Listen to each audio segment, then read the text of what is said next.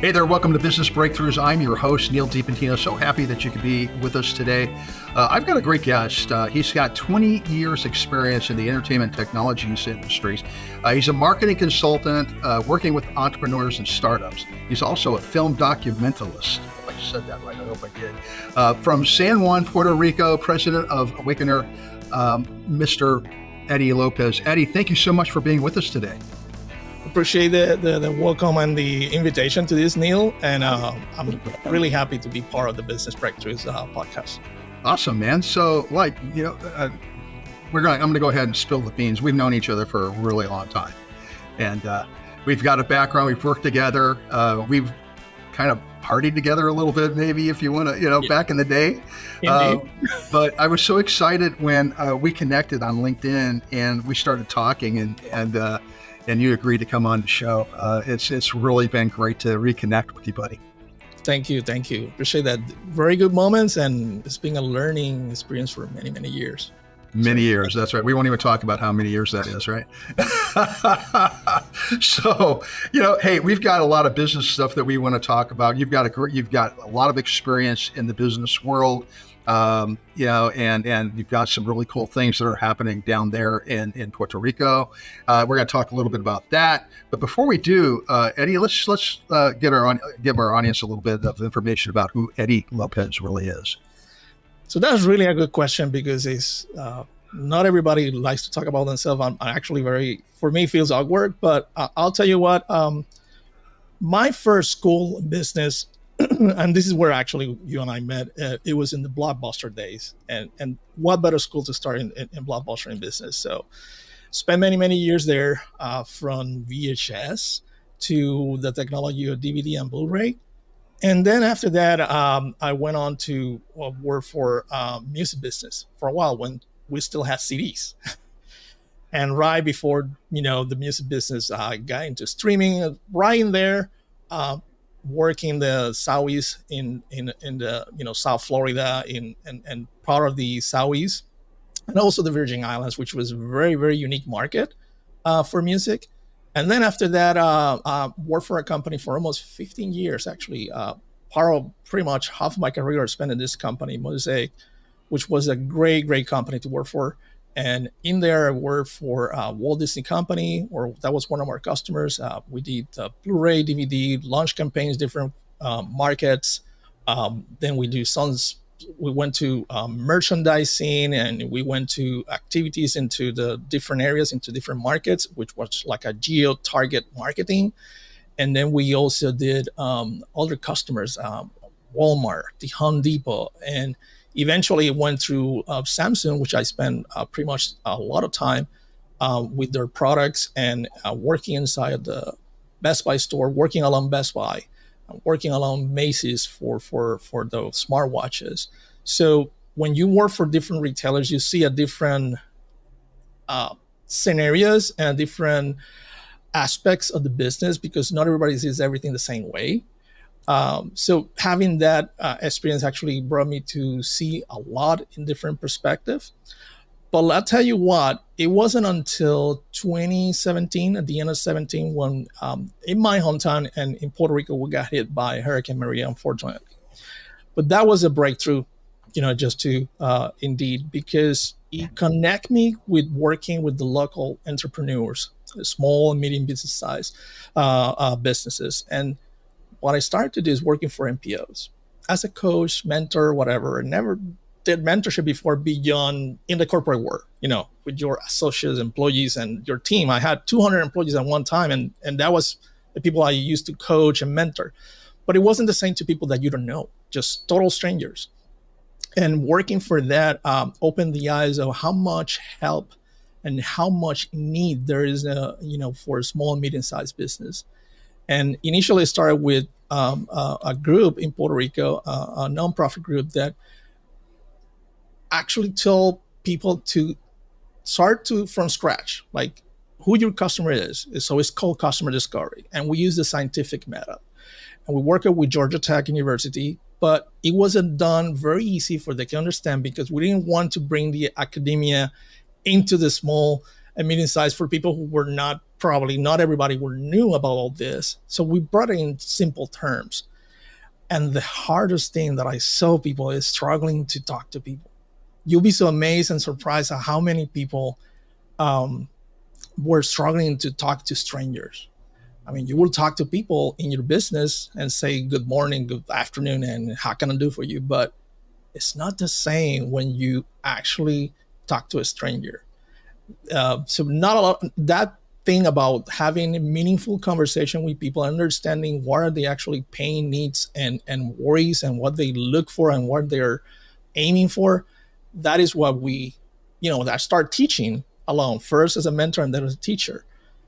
So that brought kind of like a different perspective of what I'm doing right now. I said, I want to help people. So I actually involve myself into a couple of other NPOs, nonprofit. And after a while, until last year, actually start doing it for other people just as a formal business. But initially was just a side thing to do. But I saw the need, and I saw how many people needed to understand that how important is a customer. And a customer is not everybody who you think they are. There are many different customer types. And that was kind of like the beginning to understand, say, you know what, this is something meaningful. And I think people are taking great insights and actually applicable things that are executionable for their business plans, or their business strategies.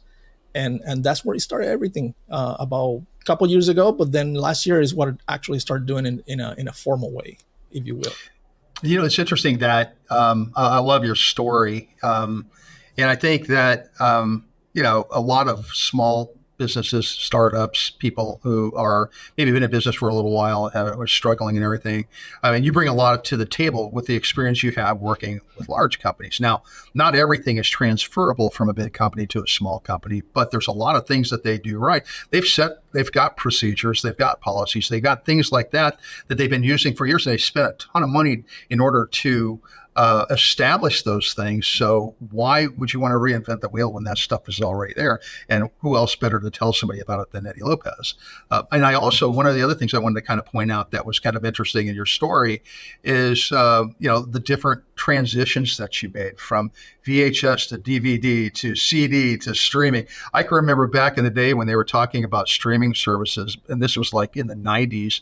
And in my mind's eye, I'm thinking of these big, ginormous buildings with thousands of VCRs, and somebody calls in an order and somebody pushes obviously it doesn't work that way.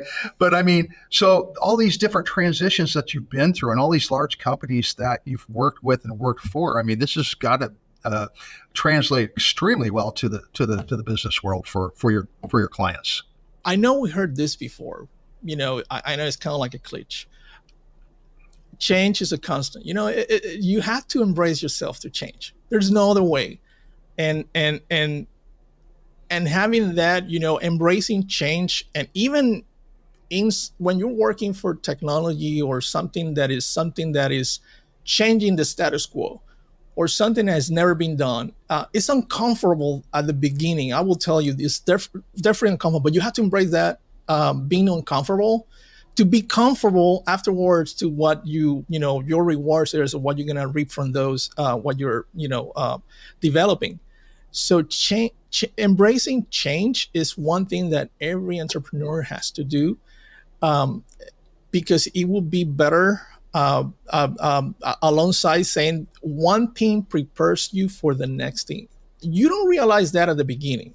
It's like, what I'm doing right now, I don't know what I'm doing. I think it's good. It's doing something. I think you're gonna probably not gonna say the world, but what you're trying to do is helping people in a way. You're trying to solve a problem or whatever, but you don't know if that is going to lead to another change or something that changed, that you will take something from there and use it. And that's one of the things that I never asked for this, but being in a business that was constantly changing in technology, processes, and everything in between, makes you be more open and mostly aware that what you're doing right now might not be the same thing afterwards, in a couple of months or after a year. And nowadays, and we all, and you had discussed this in your podcast as well, AI and all that. I mean, if you don't embrace it, you will be behind. You will be lagging behind. At least see how it actually adapts to your business or what you're doing. And that's one of the things, embracing change for me is a game changer. Yeah, absolutely. And you're right. I mean, our world is changing every second, and with all the different technology and just social, everything that's involved in our world. I mean, we've got to be aware of that and be ready to move forward. Let's talk a little bit about your company now. What inspired the name awakenR? Yeah, let me tell you that it's actually is. So while I was doing mentorship coaching for this programs for different NPOs and nonprofits, one of the things I got reminded a lot of people say, hey, I was doing the coaching or the mentorship, and usually you don't consult, because when you do coaching, people think it's the same. Consulting, coaching, teaching, mentorship is not the same. They may look alike, but they're not the same. They're different kind of thing that you do for people. So when we do mentorship, which as a mentor, you ask a lot of questions and people try to figure out. And one of the things I got mentioned a lot, the feedback that I received as a teacher or as a mentor was, Eddie, you awaken what I win, you made me see what I haven't been able to see. And I was kind of dormant. And you awaken this feeling or whatever. So that was the constant say, what is this? And people who, different programs. So one day somebody told me, and a great coach myself, because actually if you are a great mentor, you need mentors as well. So I got mentors and coaches as well that be meaningful in my life. And one of them told me, Eddie, you see what other people don't see. So you kind of like awaken people in seeing something and say, you know what, that kind of like sounds like the right name. So that for me, and it's been a constant. It's not, I don't imply that. It's just that it happens. Organically happens. So I think it's able as when you see or when you start seeing things differently from other people, that's when you start realizing and saying, well, I think I got something of value that I can bring to other people as well, or to business in this case. So I think that was kind of like the awakening of being, the awakenR. So you're awoken yourself. That's awesome. I guess that's a word, awoken. Yeah.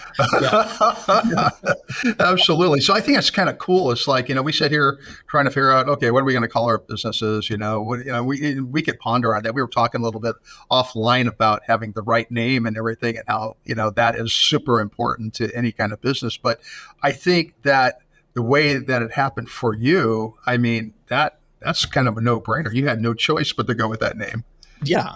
So at the beginning, I was like hesitant about it, but I said, no, this is no brainer. It's like people tell me. And then it's when you listen to your customer. You have to listen to your customer. They were my customer. I didn't know. In a way, they were my customers because I was teaching or mentorship. So they were my customers. So their feedback, the way they tell what is the value that you bring to them is what actually you are kind of selling, if you will. So you have to embrace that as well. You have to say, well, this is it. It's not going to change it. This is what it is. Well, that's fantastic. So now you've moved on. You've got awakenR. That's your business and everything. So tell us a little bit. Who are your clients at awakenR? So right now, mostly are small and medium-sized business. And one of the things that I bring to the table is B-Size, which is a great tool. We go back and try to validate the customer and see if there's a product market fit. Some people are already selling, and that's fine. But you realize about 95% or more are people or businesses that are actually, they think they know their customer, or they're missing the table. They probably know only 10% of their customers, and they're selling to only 10%. And you're just leaving away 90%. So one of the things that we do was go back and check that, and try to validate that customer. And sometimes, like I said, it's a little bit uncomfortable at the beginning, knowing and talking to people, because that's where actually tie in, and we can talk more furthermore about how I tie in my documentalist and making documentaries right now with short documentaries, but in filmmaking, and how talking to people. And when you see a documentary, you see how these people talk about their life and with a stranger.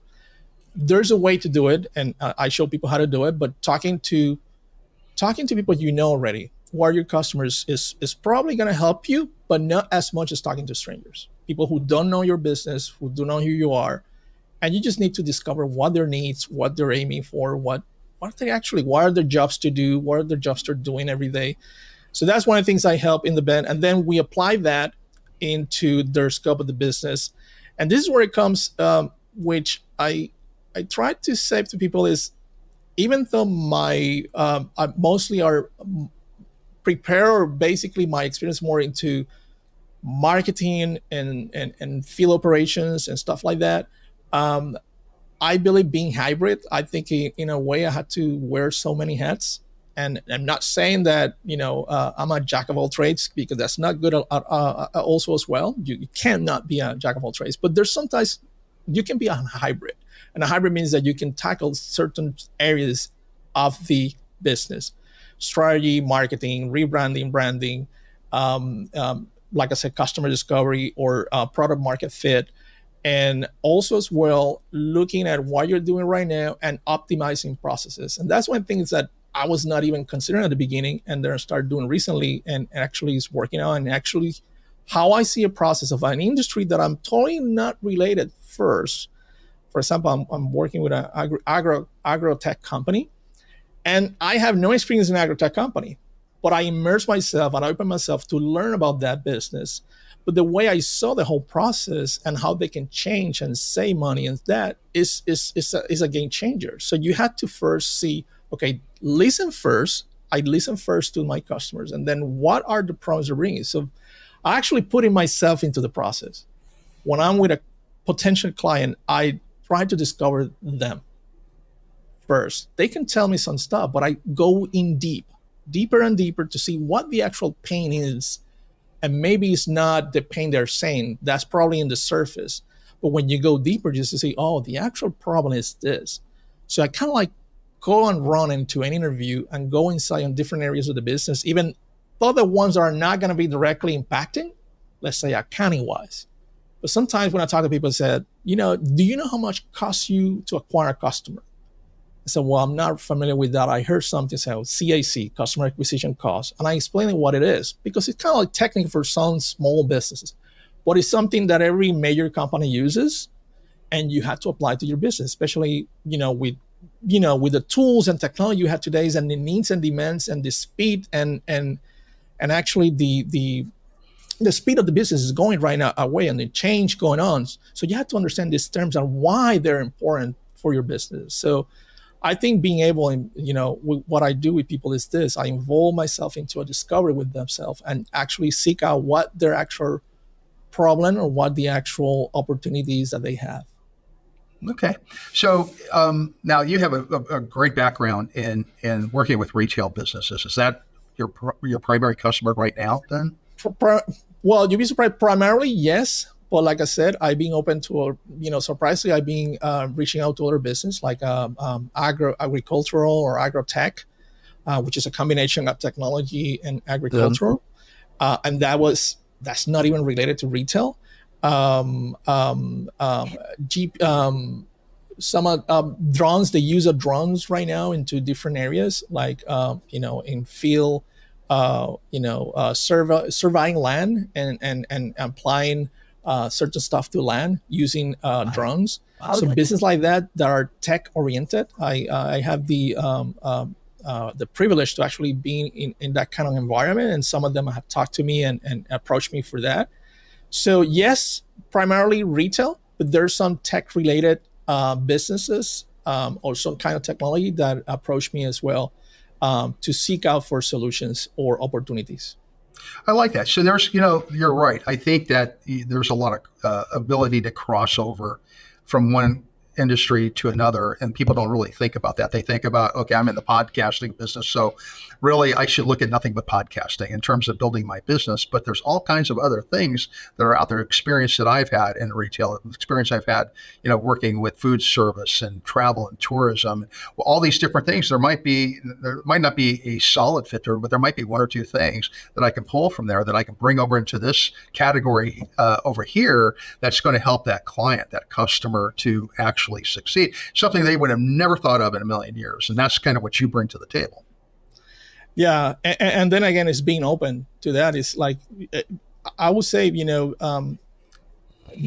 open to be a continuous learner. That for me is key. Continually learning. I'm actually learning probably more when I'm with clients and customers. And because, you bring something to the table, you have a different view, you have different perspective, you apply certain things and tools that that they don't know. But at the end of the day, you continue learning. When Yeah. you think you have known everything, it's like, I don't know, you're probably dead. Yeah. Yeah. Well, I'll continue to learn until I'll die. But if you say, okay, I know everything, you're dead. uh, If you're alive, you have to continue learning. you're 100% right. It's amazing. So people ask me about the podcast all the time. It's like, what's your favorite thing about it? And we're a business. We obviously, we're in it to make a profit to some extent. And that's great. We want to do that. But what has been the best thing for me is what I have learned from the people that I've interviewed. I thought I knew everything in the world there was to know, right? So I've been doing this for 4 decades. And so I kind of know my way around I've been around the block a few times, but some of the people I've talked to, every single person that I've talked to since I started this thing, I've learned something new from it. It's been an incredible experience. And that's kind of what you're talking about there, I think. Absolutely. Fantastic. Now let's talk about awakenR Films. Now you are doing some documentaries and stuff. What's that all about? So again, every struggle in life brings you an opportunity. You can even sit down and wait, or you can, some people call it reinvent. I don't like calling it reinventing, but I just call it, I don't know, it's a new awakening, whatever you want to call it. But in the pandemic, and I always been like this, the reason I work for Blockbuster that is because initially I wanted to be in filmmaking. And then I got into, video business, if you will, back in, the times. I'm not going to say when, but that was where I said, you know what, this is great, but I kind of like miss what I really wanted to do. And even working with companies, I always was involved into, okay, let's do a get together. Let's do a video. So I was a person to contact and do video editing and stuff like that, or do the, the activity or the event. So I always had that. And during the pandemic, actually, I invest, because when you invest in yourself, it's because you believe something it's because you feel something can come good from this. So actually invest into getting into film making, but into documentary. Why documentary instead of short film, all the type of films? Because it's about real things that happen to people. I want to connect to people. I was already connecting to people. So it is a different way. Actually, I had 2 short documentaries. When I said short, is because they last about 15, 16, 15, 20 minutes or so. Everything longer is a long-term format. But I learn, and you start learning to people. I have one that is still in post-production, because there's something about documentaries that you film it, you make it, and then when you're in the edit process, it takes you forever. But not because it's like that. It's because it's a process. Sometimes you feel the story is going differently, and sometimes not. But the one thing is learn is open to hear. I can hear people talking in an interview, in a documentary, and from my footage, and I can learn so much every time I listen to that person. So I can listen or view that footage 10 times, and it's something new every single time. Nice. Right now, I got 2 documentaries. One is from a blind lady she went through a breakthrough as well, and how she's, she's a psychologist, a therapist, and she's being blind. And imagine yourself going to therapy with a blind person, but she can see you. And actually, the commentary is called "Let's See." And another one was for an artist who was in the 80s, and it's being forgotten. Back in the 60s and 70s, he was well known. Now he's forgotten. And how we can forget about people who brought some value to a specific time, and then we forget people. So those are different perspectives, but it makes me learn how different aspects of people are out there. And I'm curious about learning more about people around the world, and different, stuff that they do and everyday things that we think are, normal. But I look for, what I think is that you should look for in the ordinary, try to look for the extraordinary. And that's what I do for filmmaking. Now I'm applying that for customers, because I want a customer who say, hey, I want to document the whole process. So I bring that into the business as well. So we're using the format into the business. So we kind of use documentary style, video snippets and short films into what the business does to make it explain. For example, agrotech could be, it has so much terminology and stuff that some people don't understand. Say, how can I explain this? Very simple, very, very simple in usual common words that everybody can understand, even if I don't know about technology. So that's the challenge, and we bring that to the table for that. And so that's another proposal that I bring for the clients that I have. I love that. That's awesome. Well, listen, Eddie, we are coming close to the end of our time together. But before we take off, do you have any final thoughts that you'd like to leave our audience with? Yeah, I would say, one of the things that I keep telling people is never too late to start or redo or reinvent or whatever you want to call it. It's never too late. When you start having, when you're being afraid, even if you're doing a business, when you're afraid or you feel fear, I think fear is kind of like a fuel. If you stay stagnant, it will not be good. But if you use fear as a way to go and do something extraordinary, then use it as a fuel. Because every time I'm with a customer, you kind of like nervous, but that's okay. But that's a fuel. So something extraordinary is happening from this interaction. And lastly, be open to people. Never take for granted your customers. Never take for granted that you know everything about your customers. Customers change. So you keep discovering and continuously discovering who your key customers are, who your ideal customer is, because it does change. And nowadays, more than ever, it changed more faster than even before. And be agile.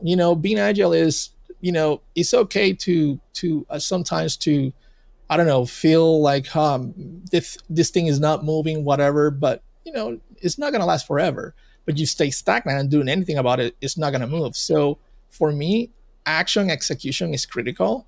It's okay to feel the pain, but it's even more important to actually move forward. So I leave that to the people and the business to say. And there's people, be open to be helped. A lot of the business I've seen is like, I don't know, for some reason they're afraid to be helped.